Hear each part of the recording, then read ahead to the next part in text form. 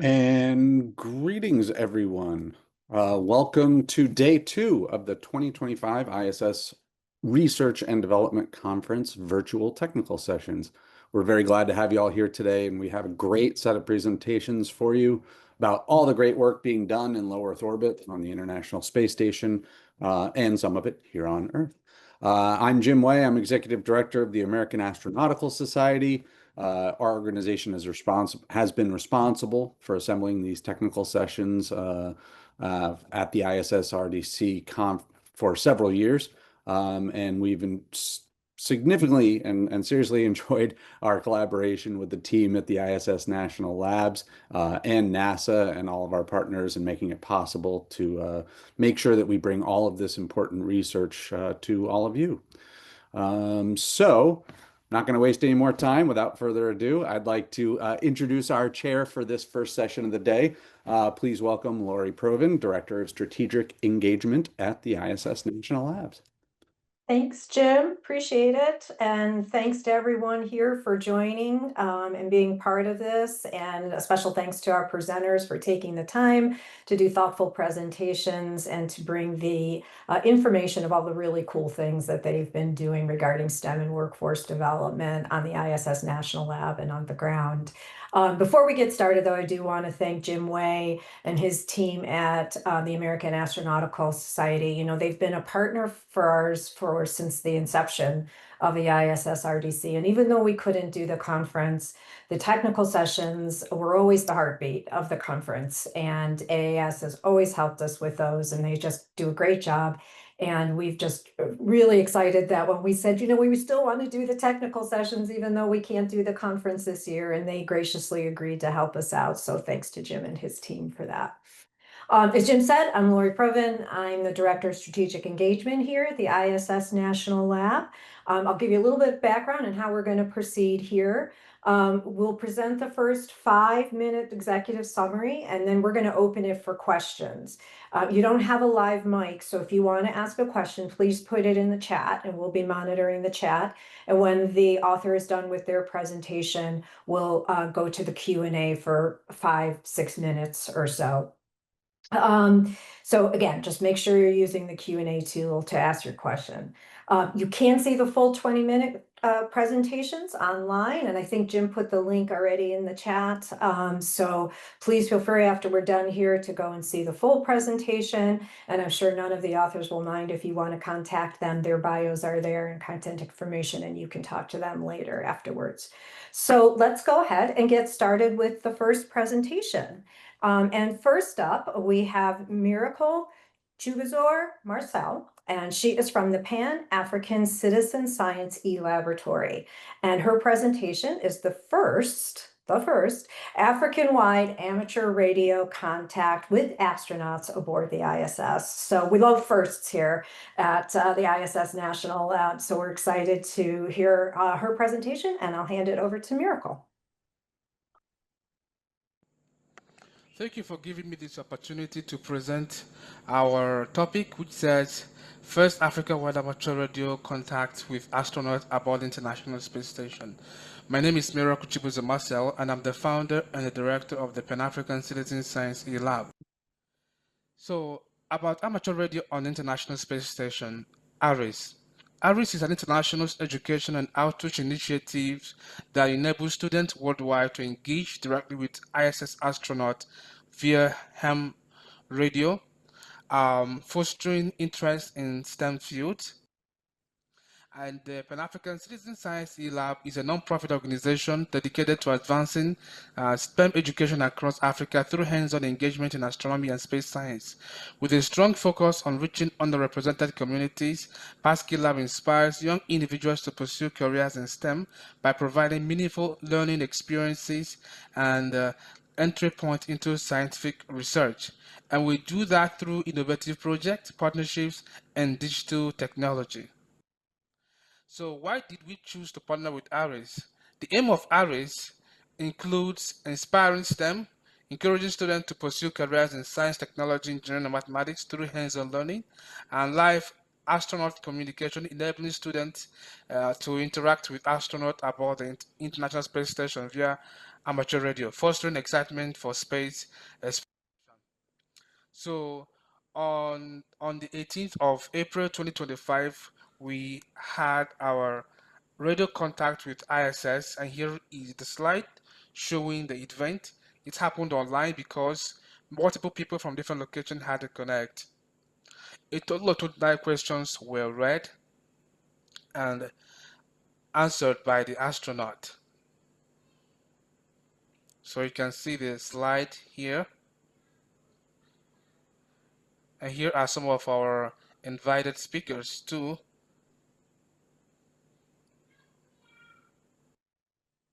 So here is the telebridge ground station used to transmit our communication to that of the astronaut communication. And the person in charge of it is Claudia. By the way, this is in Italy. This is in Italy, and we interacted with astronaut Nico Ayer. So during the application process, we received about 339 registrations from about 38 countries, mostly in Africa. You can see the map there. Then we also received from Middle East, Asia, Europe, and America.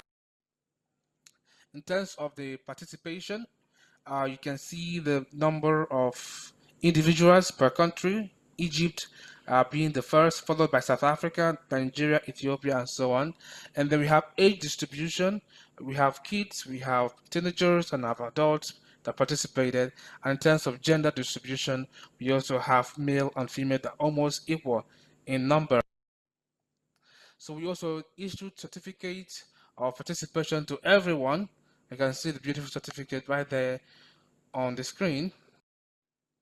And then we are also continuing to support our other groups in Africa to apply for the same event. For instance, the Ethiopia Space Science Society hosted the event on September 4th, and the National Space Research and Development Agency of Nigeria hosted it on 20th September.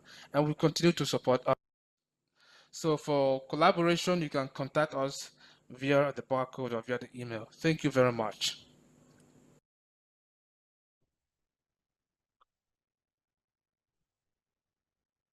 Thank you, Miracle. We appreciate your presentation. I do have a couple questions that have been submitted through the chat. If you, let me see, Actually, Lori, I don't think the presenter oh, is on, unfortunately. okay.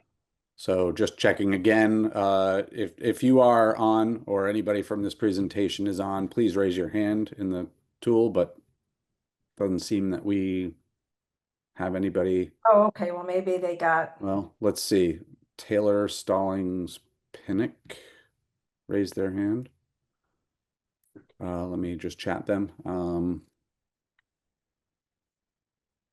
I don't think so, but I'll ask. okay, we can always come back if we. Yeah. Yeah, I think we'll probably,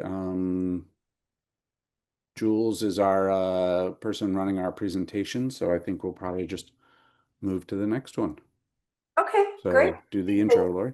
Okay, and then if Miracle or someone from his group can come on, then we'll Yeah. we'll go back to them and ask questions. And then, of course, you can always, as I said, there's contact information. You can reach out to them. If you go to the website, find that information and reach out to them.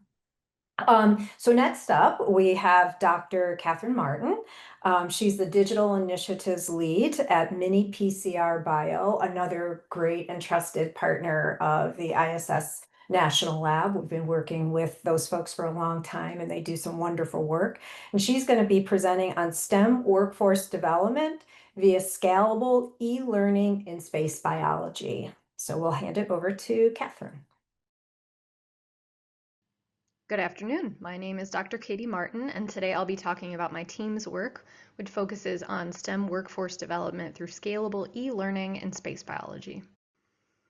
It's an exciting moment to be in the space industry. There's renewed interest in sending people to space, and infrastructure is being built to do that at scale. Something that ISSRD participants know well, but that may be less clear to lay people, is that many of the key challenges we'll need to solve as we embark on this new era pertain to life science, to biology. Last year, the National Academies released a report charting a path forward for space research, and of the 11 key questions they articulated, 6 are biological in nature. They include these listed on the slide here. Now, to answer these questions, we'll need a workforce that's been trained to use the specialized tools, the biotechnology, that'll get us those answers.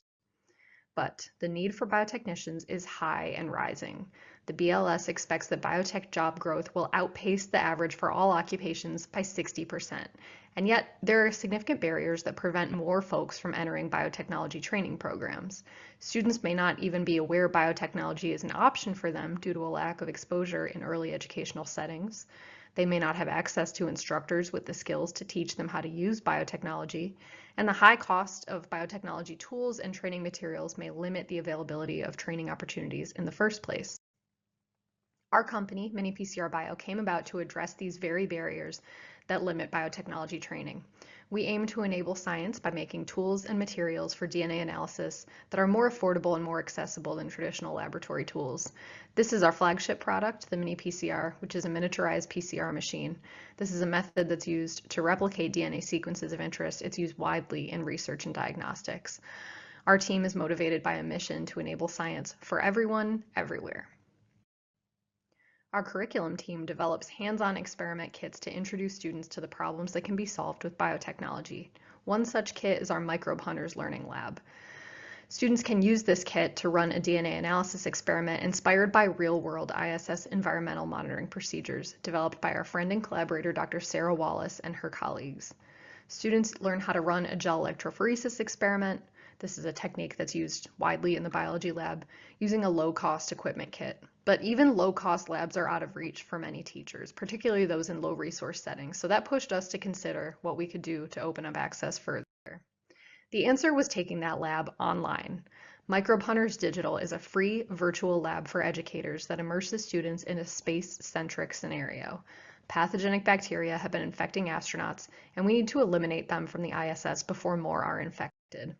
As they complete the lab, students get to explore the ISS through clickable interactives, watch videos that advance them through the narrative, run a simulated DNA analysis experiment using real laboratory tools, and ultimately report their results to the crew to allow for decontamination and to keep the astronauts safe. Microbe Hunters was the first lab to be built on the Mini-PCR digital e-learning platform. It's free for anyone to access at digital.minipcr.com. I'd like to close by inviting you to try it out or to send it along to any teachers you know who may find it useful in their classrooms. And in closing, we want to thank the team that made the Microbe Hunters virtual lab possible, especially the ISS National Lab for funding our initial effort. Thanks.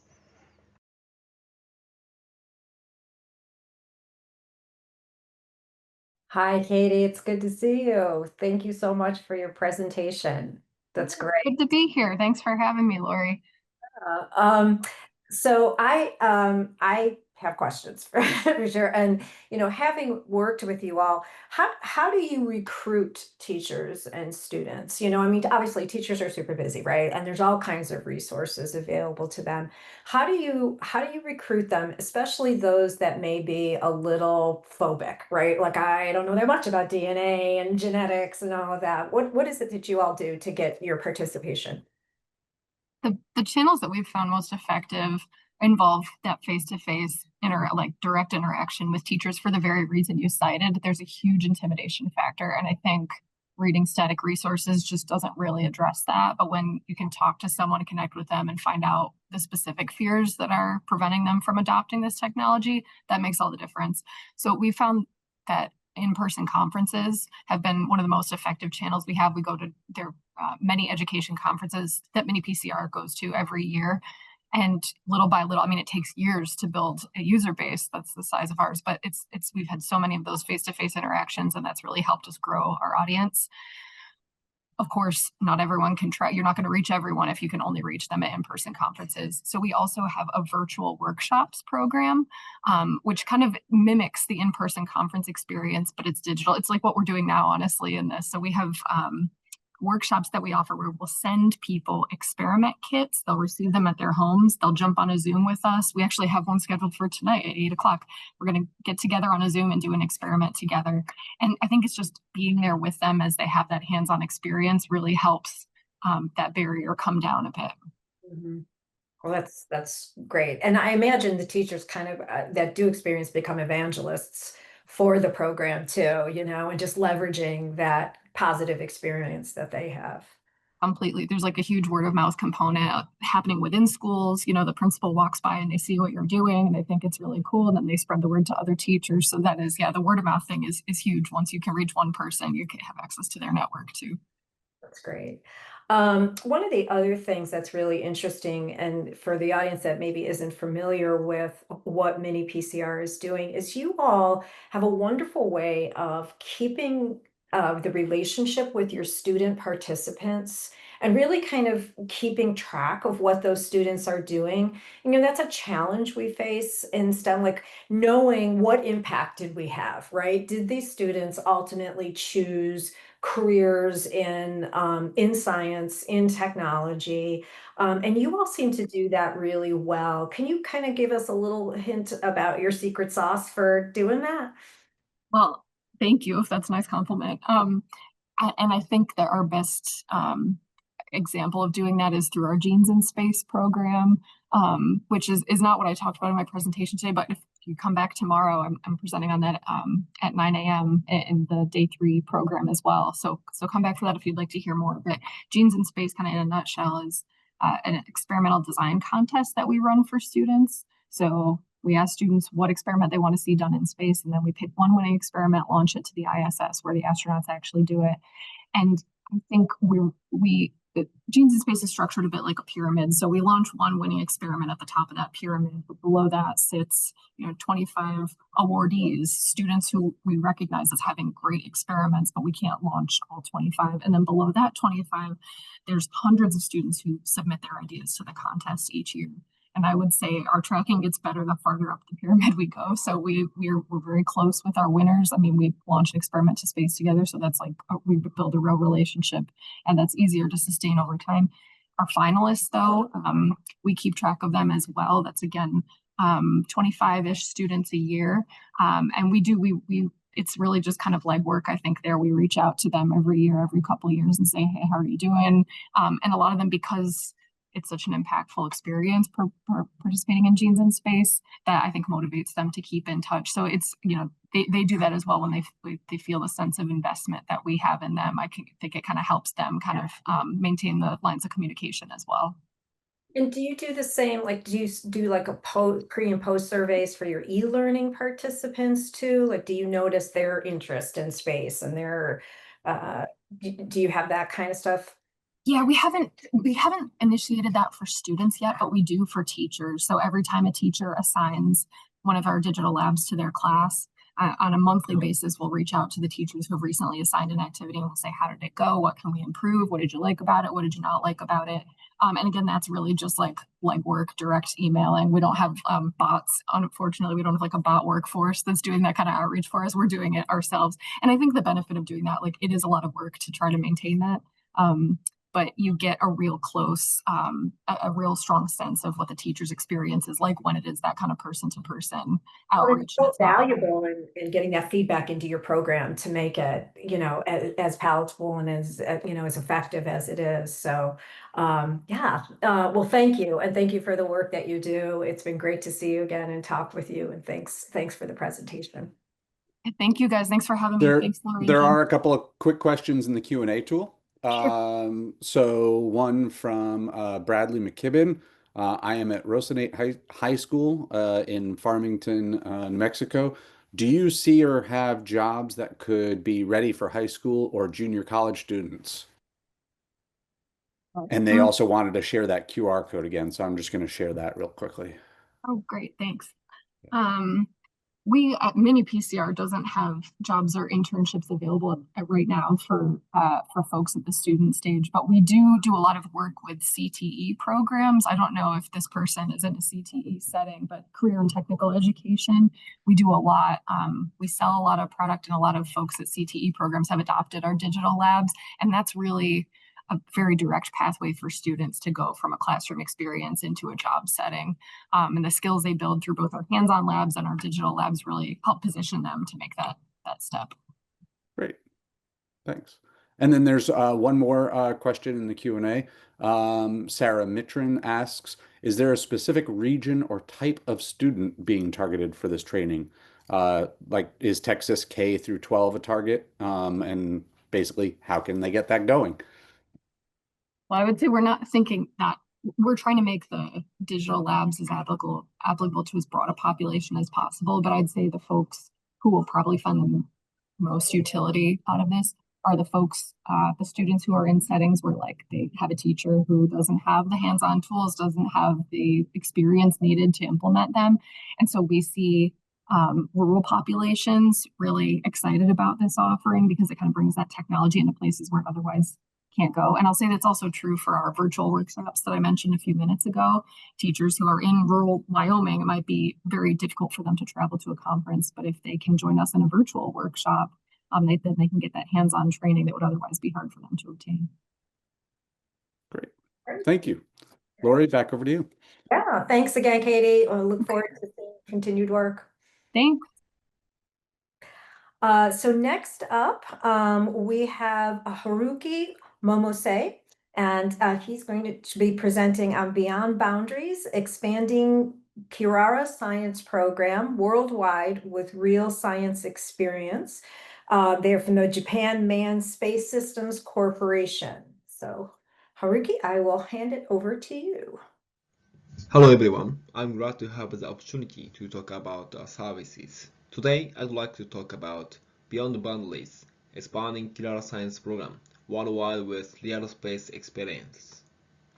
I'll start with the introduction. I'm Haruki Momose from Japan. I work at GEMS. GEMS specializes in operation and utilization support of Japanese experiment module at the ISS. So why does GEMS, which is responsible for the operation and utilization of the ISS, conduct an education program? Because we would like to give future generations unique opportunities to engage in space-related activities. Making space utilization familiar is crucial to advance expanding its use in the future. But there are several challenges that make space utilization difficult. First, benefits of space experiments are not well understood. Second, complex paperwork is required. Third, high knowledge is required. We have the Kirara Science program to address these challenges. This is an education program that uses a device called Kirara. Before explaining about Kirara Science program, let me first explain what Kirara is. Kirara, meaning shiny in Japanese, is a commercial service launched in 2019 that focuses on space manufacturing to produce and provide high-quality protein crystals for drug discovery support. On the ISS, Kirara device is installed in the Columbus module, to be precise installed on the ice cube facility, and keep it 1 month to get crystallization. The educational program that uses the Kirara device is called the Kirara Science Program. Kirara Science Program solves the challenges of space utilization. We as professionals address the challenges of requiring high knowledge by providing support. Finally, please watch a 2-minute video.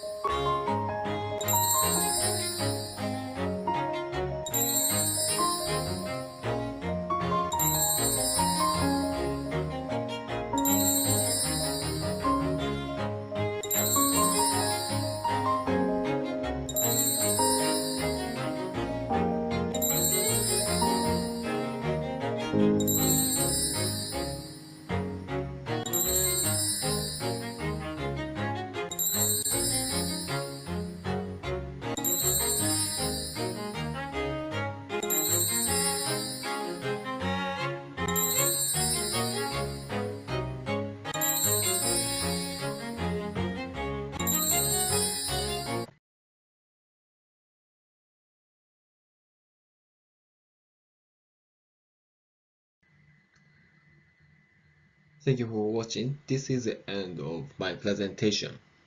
If you are interested in Kirara or Kirara Science program, please feel free to contact us. We look forward to hearing from you. Thank you.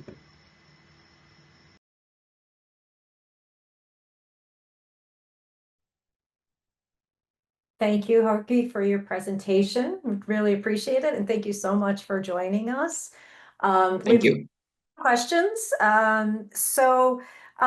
We were talking earlier, and I don't know if you saw the presentation earlier, but one of the things that we personally find a challenge because teachers are so busy. How do you recruit your teachers and students to participate in your program? Thank you for your question. Firstly, we provide this Kirara Science program by us and our uh, partner. Partner is a teacher. The partner is a specialist of uh, space utilization experiment. The name is Confocal Science, and this is a company uh, and they include a professor of uh, biology and a student will get uh, from school and mainly we our service participant is Japan school student, but we would like to uh, expand this service to other country. Great, thank you. And also, how do you fund that? And do you send the kits and everything? Like, is everything sent to the schools and then, or do they have to go to a special lab to do this? How is that taken care of? It depends daily, but normally uh, this service provides directly. So until now, we provide uh, face-to-face uh, direction, but we would like to provide this service to other countries. So we think it's a good way to use virtual or like that futurely. And do the students publish their results? I mean, are those results put like online somewhere that people, or or are they shared with the crew at all, or the space agency? How does that work? Until now, this data is closed, only participant, but I think it is good to think, good things to open the data because the data is for everyone, and we would like to uh, expand space utilization, so it may be open this data in Right. the future. Mm. Well, I love that one of your students talked about learning not only from success, but from failures, right? Because we know sometimes we learn more from failures than we do from successes, right? So I appreciate that you guys have obviously included that as a messaging to students that scientists fail and technologists fail, and that's okay, and that's to be expected. And then there's learning from that. So well done on that, because apparently that student got it across. Well, okay, great. Thank you very much again for being with us. We appreciate your participation, and please make sure to kind of keep connected with us at the ISS National Lab and let us know how things are going. Ice Cubes is a partner of ours, an implementation partner, so we know them very well. Thank you. Bye. All right, so we will go on to our next participant. And get my I have to say, this title of this presentation, it was interesting to me from the start. It was intriguing. We have Tegan Kellogg with us here to present the impact of microgravity on pill bugs. And I wasn't sure what pill bugs were, but I did definitely want to find out. And I think you'll find it interesting too. She's from iLead Exploration. And I believe we have Tegan on. Is that correct? Is she on? I think it's a she. Yeah, I think so. And we'll call her up after her presentation. Okay, great. Hello, I'm Tegan Kellogg. My team and I are extremely grateful to be presenting. Thank you for having us today. Our school, ISSRDC Charter, which is based in California, partners with an educational company called DreamUp to run a program called iLead Dream Up to Space Design Challenge, in which a student experiment is selected to be launched to space in a small tube known as a mixstick. We are proud to say that our proposal was selected for the 2024 program and launched to the ISS on SpaceX CRS-32 from Kennedy Space Center, Florida on the 21st of April. Our experiment explored the impacts of microgravity on pill bugs. The primary goal was to establish whether these isopods could increase the pH of soil in microgravity as on Earth. I would now like to pass the floor to my fellow team member, Capri.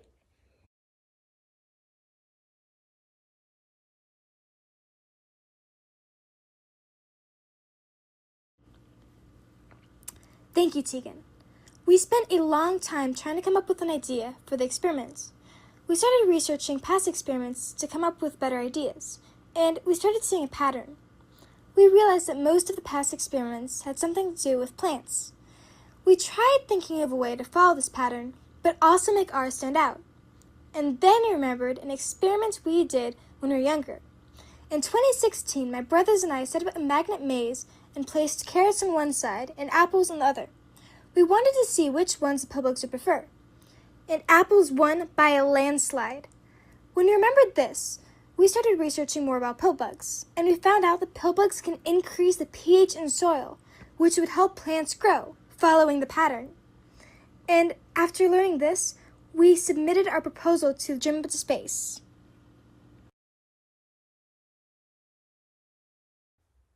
On the slideshow here is a diagram of the mixstick, which is the small tube we conducted our experiment in. 2 duplicate mixsticks were made. One was launched to the ISS, while the other was kept at home on Earth to be compared to the space mixstick when it returned. It was divided into 2 chambers by a clamp.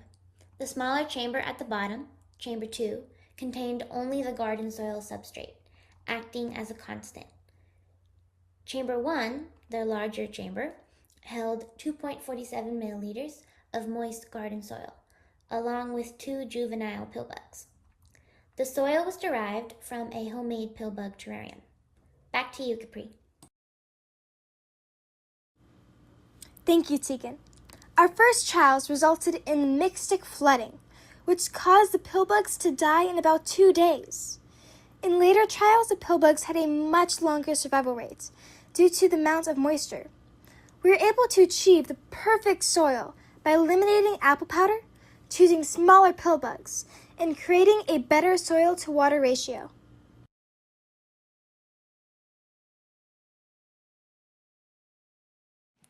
We went to our school lab to analyze the outcomes of our Earth and space mixstick samples after they were returned to determine whether our hypothesis would be proven correct, a process we know as post-flight analysis. Upon a visual analysis of both tubes, it was difficult to draw any conclusions because the silicone tubes were hazy. After observing the contents of both samples in petri dishes, we noticed a significant difference between them in multiple aspects and were surprised by the results. We noticed that the pillbugs in the Earth sample were still alive and vigorous, still moving around in the broken down powdery soil. Conversely, the pillbugs in the space sample appeared dead and shriveled up in the clumpy soil, which still contained pieces of dead leaves throughout. We were all surprised to find out that neither tube got the expected pH results, considering that both of the pillbugs in the Earth sample survived the full experiment duration.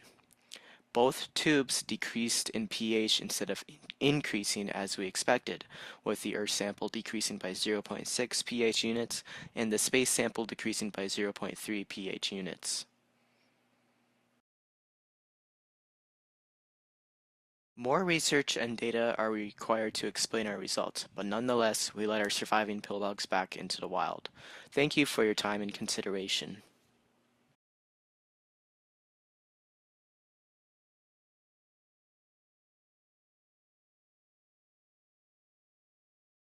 Hi, Tegan. I don't know my camera. Let me try my camera again and see if I can get that. There we go. Well done, you and your team. That was just great.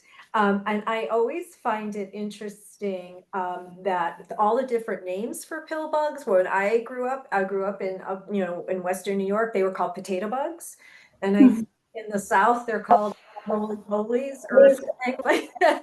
So they always have a different name. So I'm always interested in why those little creatures get a different name, but they do. It sounds like really great research, and we have a couple questions from our audience. How did you come up with the idea to use pill bugs?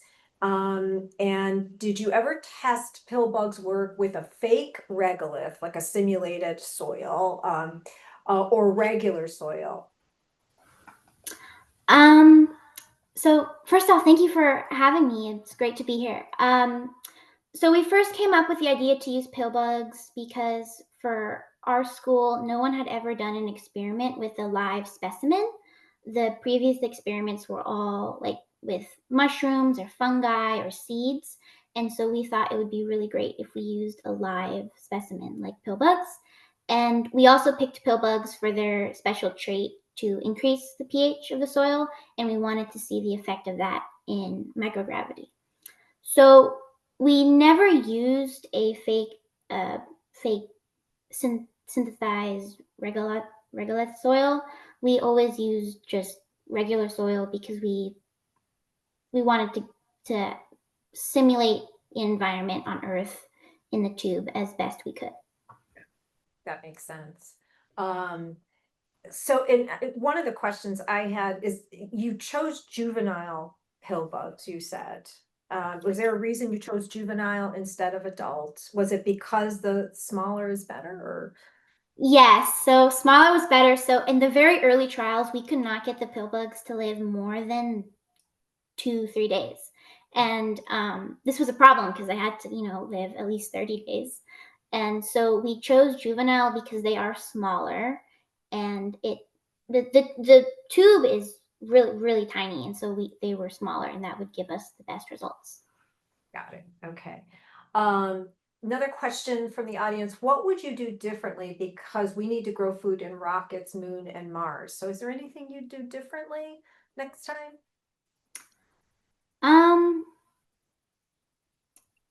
So I think one of the things is we didn't have a lot of time to run all our trials and so we kind of just figured out how to keep the pill bugs alive, and then we had to load it. And so I think at that time, I speak for my whole team when I say that we wish we had more time to run these trials. And also, we don't know at what point the pill bugs in the space mixtic died, because they were shipped, and it was 2 weeks before they were actually launched, and we had no way to monitor if they lived in the shipment or when they died, if they went to space.